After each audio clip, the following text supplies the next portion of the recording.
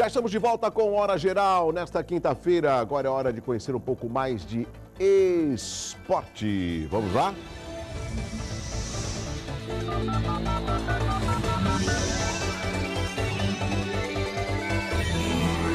Poupando nos titulares, o Santos empatou por 2-2 ontem com o Maringá no jogo de ida da segunda fase da Copa do Brasil. O Peixe ganhava a partida até o começo do segundo tempo, com gols de Elano e Marquinhos Gabriel. Mas Fabiano Rodrigo, Dantas do Maringá não deixaram barato e empataram o jogo. O resultado obriga a realização do confronto de volta, marcado para o dia 14, na Vila Belmiro. Como fez 2 gols no campo, o adversário, o Santos, pode empatar por 0-0 ou 1-1, que fica com a vaga. Mas antes o Peixe enfrenta o Avaí no próximo domingo na partida pelo Campeonato Brasileiro. Já aqui no estúdio, meu amigo, o doutor Rafael Quaresma. Por que doutor, Douglas? Porque ele é advogado, ele é professor universitário, é coordenador do Procon Santos, né? E é o pai de 2 belas meninas que de vez em quando não deixam o Rafael descansar direito. Verdade, Rafael? Verdade, Douglas. Como é que Tudo vai? bem? Bom, Tudo bem? Bom revê-lo. Prazer é meu. Ô, Rafael, antes de entrar na primeira pergunta, deixa eu só lembrar que nós temos perfumes da Beverly Hills. Nós temos aqui, você está vendo os kits? Muitas pessoas ligando, só que eu vou fazer diferente. Esses 3 perfumes serão, o nome dos ganhadores serão anunciados amanhã.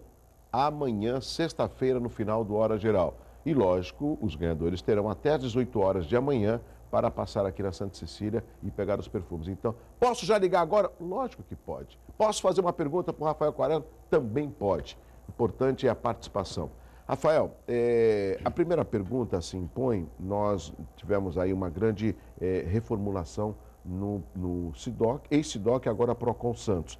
Você acredita que essa mudança do nome aumentou o conhecimento da população, aumentou a procura pelo direito do consumidor? Você acha que fica mais fácil falar para a pessoa, procura o Procon Santos?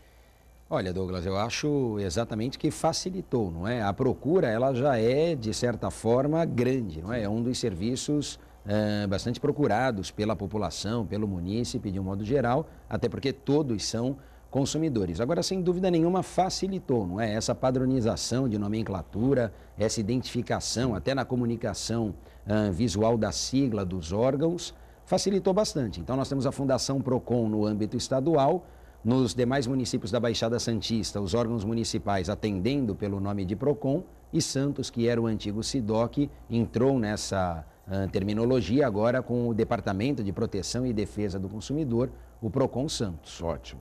Rafael, tem alguns aspectos, inclusive eu estava até conversando com um amigo, e ele falou, também pensei a mesma coisa. Você torce para o Santos, Rafael? Torço. Torce para o Santos, ótimo. Santista. Nós estávamos no jogo da final do Campeonato Paulista, no domingo, estava eu, meu filho.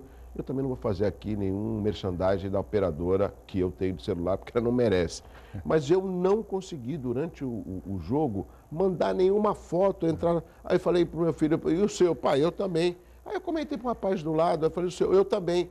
Ele de uma outra operadora que não era a mesma que eu tenho. Resumindo, eu tentei várias vezes e não consegui.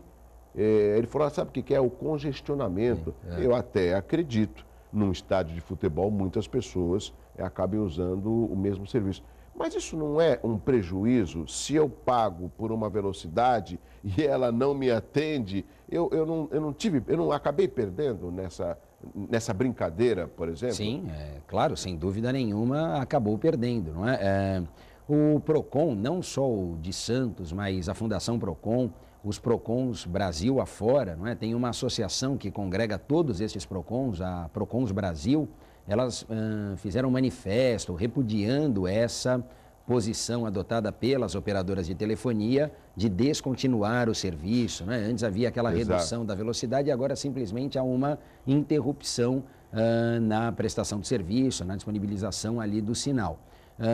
A questão, como atinge a todos os consumidores, claro, ela é tratada no âmbito municipal, também na esfera estadual, mas demanda uma ação por parte da Senacom, que é a Secretaria Nacional do Consumidor, pertencente, lá vinculada ao Ministério da Justiça.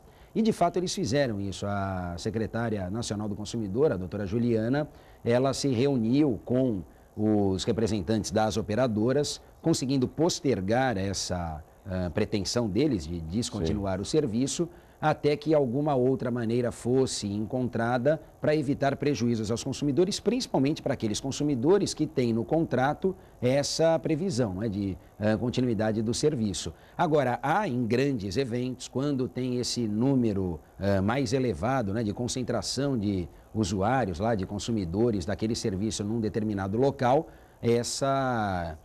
esse colapso do sistema, ou essa desconexão, exatamente. Quer dizer, você não consegue postar uma foto, você não consegue responder um e-mail, usar o WhatsApp, de fato fica bastante complicado. E o que eles ponderam, inclusive, explicam até mais tecnicamente para a gente, é que é como se fossem vias ali para transmissão desses dados, e quando há essa sobrecarga, esse congestionamento, acontece, né, fazendo uma alusão ao trânsito, que nem no tráfego de carros, né? Quer dizer, então, você tem aquele congestionamento que impede o envio das mensagens, a transmissão de dados. É mais ou menos assim. Um outro aspecto, o Rafael Quaresma, só para terminar esse assunto, o que eu penso? Se essas operadoras de telefonia que gastam um absurdo em publicidade, neste caso, quando tem uma grande concentração de pessoas, eles deveriam colocar algumas viaturas com antenas móveis para tentar melhorar, ou seja, isso para melhorar o serviço. Mas, enfim, eu acreditei que a competitividade iria melhorar a telefonia, né? Antes a gente falava assim, só tem a Telesp. Não, hoje você tem várias operadoras, né? Então, pensei que nessa competitividade, uma ou duas, no máximo, iriam se destacar. Mas não, são todas péssimas na hora de prestar serviço e você paga uma tarifa muito cara. Um outro aspecto, eu acabei de receber ontem, inclusive, pelo WhatsApp de alguns funcionários daquela concessionária no Canal 3 da Ford Costa Sul. E o jornal A Tribuna de hoje mostra uma matéria, inclusive de uma figura que nós conhecemos, que é o Martinho Leonardo, que ele teria que fazer a revisão. Eu falei o Martinho porque eu conheço. Um abraço ao Martinho Leonardo, é o presidente do Cidade de Melhoramento, do bairro da Aparecida. Um abraço para ele. Ele tem que fazer a revisão no carro dele, ele não sabe onde ele vai levar. E o pior disso, além dos clientes, são os funcionários. Um grupo de funcionários me procurou ontem, falando que eles não sabem o que fazer, não sabem quando vão receber as verbas rescisórias, estão passando por necessidade. Alguns dependem, lógico, do pagamento para poder quitar as suas dívidas. Nesse caso, o que o Rafael Quaresma, como coordenador do Procon Santos, falaria aos clientes e aos funcionários? Bom, essa situação, ela repercute em várias esferas. Né? Quer dizer, tem a questão, afeta aos consumidores. Pelo jeito, eu não tenho ciência desse outro fato, mas pelo jeito tem também essa repercussão na esfera trabalhista, então as questões relacionadas às verbas rescisórias e por aí afora. Falando no âmbito do consumidor, lá em relação à proteção e defesa do consumidor, nós também recepcionamos algumas consultas. A princípio não há ainda reclamação formal registrada, nós temos inclusive o site para facilitar esse registro das reclamações, não é? Mas nós não temos reclamações formais registradas, mas algumas consultas foram sim recepcionadas, questionando justamente como ficaria essa situação do consumidor que é proprietário de um veículo Ford, não tem mais a concessionária na Baixada, e nós oficiamos a Ford, né, no final da semana passada, estamos aguardando resposta, oficiamos a fábrica, a montadora tem um endereço administrativo em Alphaville, Barueri, e também um em São Bernardo do Campo. Disparamos ofício para os dois locais, para nós analisarmos exatamente qual é a postura da Ford em relação a essa situação, porque nós temos consumidores que já eram clientes da Costa Sul e quando adquiriram um veículo não tinham conhecimento do encerramento dessas atividades. Agora, os consumidores que fizeram a consulta conosco são consumidores mais recentes, digamos assim, acabaram de comprar o veículo e, segundo eles, não houve a prestação dessa informação relevante que era para a escolha do carro por parte do consumidor,